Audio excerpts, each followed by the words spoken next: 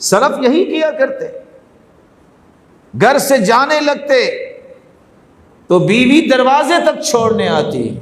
آج تو یہ دور بھی ختم ہو گیا نا، آج تو کہتی ہے جان چھوٹے یہ گھر ہوگا تو اس نے کہنا ہے کپڑے استری کر کے لاؤ، کھانا دو، چائے لے آؤ، کسی کام پہ لگائے رکھے گا، یہ جائے تو ہماری نیند پوری ہو، یہ جائے تو ہم ہی کو اپنے کام کاج کریں۔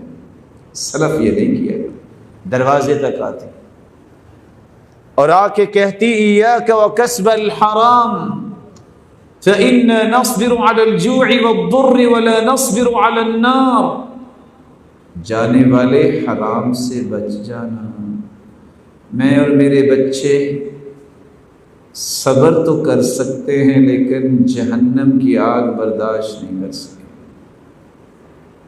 ہو سکتا ہے آج کوئی دروازے تک آتا ہو ایک لمبی لسٹ لے کے کہ بس یہ سودا لیتے آنا، مجھے نہیں پتا کہاں سے لانا ہے، حرام کا ہے یا حلال کا، مال آنا چاہیے گھر میں۔ دعا دے کے رخصت کرتی اور وہ بھی دعا دے کے رخصت ہوتے۔ آپ بھی ماشاءاللہ دعا تو دیتے ہی ہوں گے، بولے نہیں آپ سارے، آپ لڑے ہوئے اپنے گھروں سے، کیا دعا دے کے رخصت ہونا چاہیے؟ سونی نہیں آپ سے، کیوں جی؟ لو جب کوئی سفر پہ جانے لگے تو دعا کیا دینی چاہیے؟ آپ یاد کریں گے تو جا کے گھر سے کھائیں گے نا، کیا دعا دینی چاہیے؟ استودعک اللہ دینک وامانتک، کسی کو یاد نہیں؟ وخواتیم عملک، زودک اللہ التقوی وغفر ذنبک ویسر لک الخیر حیثما کنت، اور جو جانے والا ہے اسے کون سی دعا دینی چاہیے؟ لو